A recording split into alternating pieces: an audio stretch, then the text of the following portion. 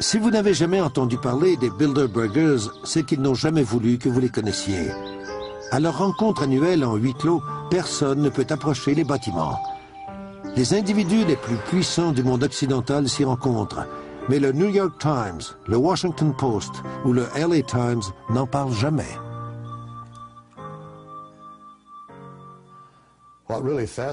Ce blackout de la presse américaine me fascine.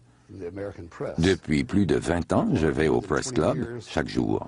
Je regarde les dépêches, les archives, et je discute avec mes collègues à qui j'ai souvent posé les mêmes questions. Pourquoi lorsque 120 vedettes de cinéma ou 120 joueurs de football se rencontrent en secret dans un lieu retiré pendant 3 jours, faites-vous des pieds et des mains pour découvrir ce qui se passe?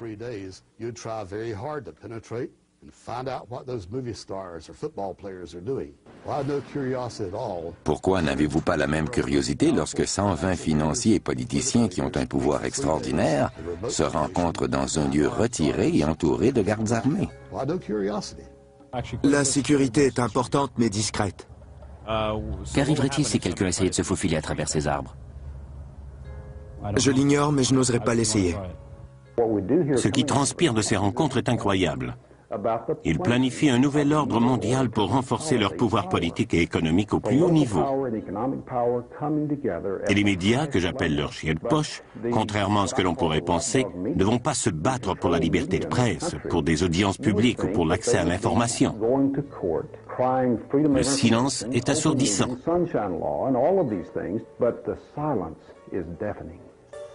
Lors de la dernière rencontre du groupe Bilderberg, on comptait parmi les invités le conseiller du président George Stephanopoulos, le sénateur Sam Nunn, David Rockefeller, l'ancien sénateur Lloyd Bentsen et Henry Kissinger.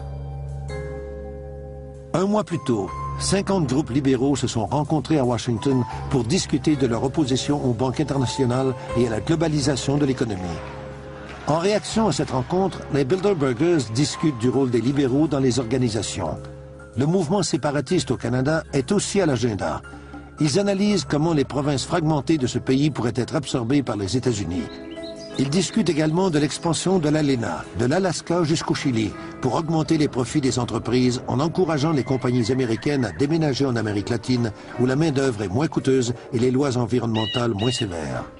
Le groupe Bilderberg, le Conseil des relations étrangères et la Réserve fédérale semblent tirer les ficelles de nos vies comme des marionnettistes au sommet de leur art.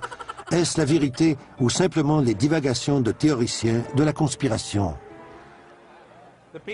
Les gens qui traitent les théoriciens de la conspiration de théoriciens de la conspiration ne sont pas les théoriciens eux-mêmes.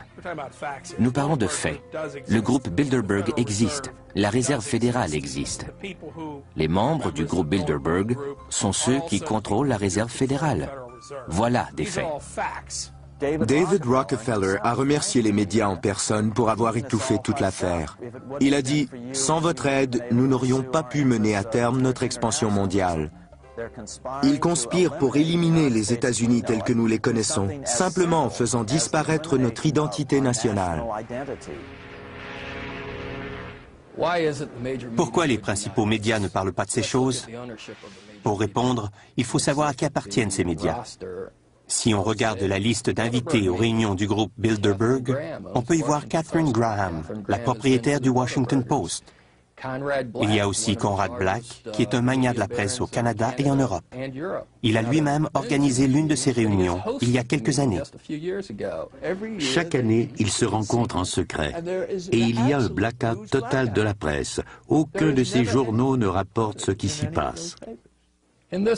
Dans notre pays, la presse est le 4e pouvoir. Vous avez le pouvoir judiciaire, le pouvoir législatif et le pouvoir exécutif du gouvernement. Puis vous avez la presse, qui a le devoir de garder un œil sur les 3 autres. Si les dirigeants des 3 autres pouvoirs travaillent de concert avec les dirigeants du monde entier pour déterminer les politiques économiques, les guerres et les droits humains, alors la presse a la responsabilité de s'ingérer pour informer le peuple. Il y a quelques années, en 97, la femme du président a assisté à l'une de ces rencontres en Géorgie, et quelques journaux locaux l'ont mentionné. La première dame des États-Unis en réunion avec des personnes qui veulent possiblement contrôler le monde. Ça aurait dû faire la une de tous les quotidiens. Les banquiers internationaux constituent le cinquième pouvoir et ils ne pourraient rien accomplir sans le contrôle des médias électroniques. Ce qui les dérange le plus, c'est la montée d'Internet, du câble et de toutes ces émissions de télévision ou de radio qu'ils ne peuvent pas contrôler. Ils ont besoin de ce contrôle, sinon ils n'arriveront pas à leur fin. Ce qui peut sembler une conspiration aux yeux de quelqu'un ne relève peut-être que du privé aux yeux d'un autre. En fait, le groupe Bilderberg a une véritable atmosphère de club privé. On ne peut y entrer que sur invitation. Quand on s'arrête à des groupes comme le Conseil des relations étrangères, les Bilderbergers, la Commission trilatérale, il ne faut pas oublier que les banquiers travaillent au niveau international. Les banques centrales de tous les pays travaillent ensemble. Le Conseil des relations étrangères a été formé à la conférence de la paix de Versailles après la Première Guerre mondiale. Plusieurs conservateurs croient que c'est ce Conseil qui dirige les États-Unis, mais ce ne sont que des intermédiaires, car les ordres viennent directement de Londres. Apparemment, les décisions prises en secret par les Bilderbergers affectent davantage nos vies que les politiques adoptées lors des débats entre démocrates et républicains. Puisque les autres journaux ne s'y intéressent pas, The Spotlight, un petit journal de Washington, s'attaque à lui seul au voile de mystère qui entoure ces rencontres secrètes. Grâce à nos enquêtes sur le groupe Bilderberg, nous avons pu prédire la fin de la guerre froide, la chute de Margaret Thatcher, la guerre du Golfe et le revirement du président George Bush sur l'augmentation des impôts.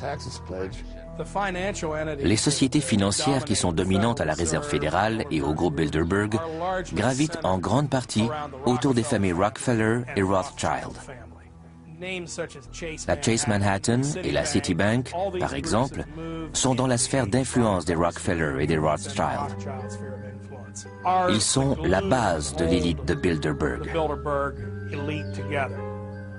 Ce qui est particulièrement troublant, c'est que les membres de ces groupes puissent même choisir le président des États-Unis.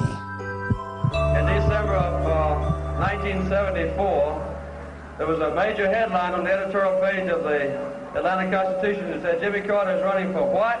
And the what was about this phrase. Running American president.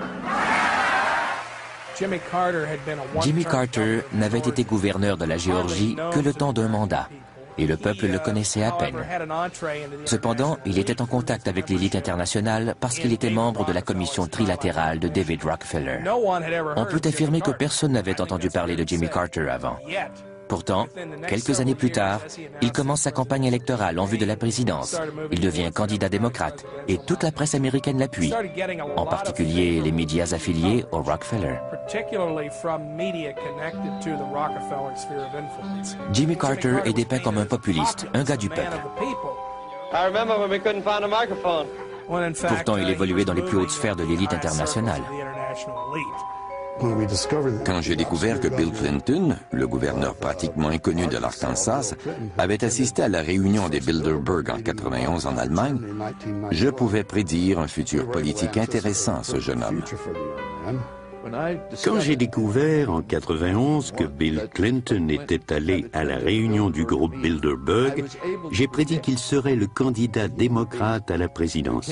Je ne croyais pas qu'il serait élu président. Cependant, les Bilderbergers l'ont choisi pour être président. Will, to the best of my ability, preserve, protect, and defend the Constitution of the United States. Preserve, protect, and defend the Constitution of the United States. So help me God. So help me God. Tout comme Jimmy Carter, Bill Clinton est un produit de l'empire Rockefeller. Mais il était encore mieux placé que Carter, puisqu'en plus d'être membre de la commission trilatérale, il a été invité à faire partie du Conseil des relations étrangères.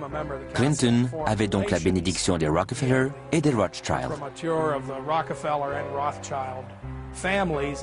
Comme tous les enfants américains, j'ai grandi avec le sentiment que le président des États-Unis était l'homme le plus puissant du monde. Ce n'est pas ça du tout. Même Bill Clinton a admis qu'il n'était qu'un président virtuel dans un de ses discours en 98.